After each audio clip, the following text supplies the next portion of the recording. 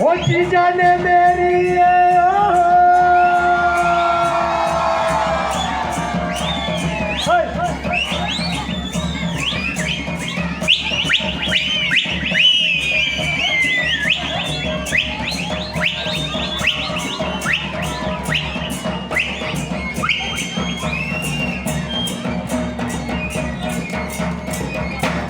तो इस मूड के साथ ही हमारा प्रोग्राम खत्म होने जा रहा है। खत्म करने से पहले सभी कलाकार, सभी बच्चे और जितने भी लोग आए हैं, ये सीढ़ियाँ हैं पूरी भरनी है और ये फोटोग्राफ, ग्रुप फोटोग्राफ लेना है। इसके बाद जाएंगे। सभी कलाकार तैयार रहें।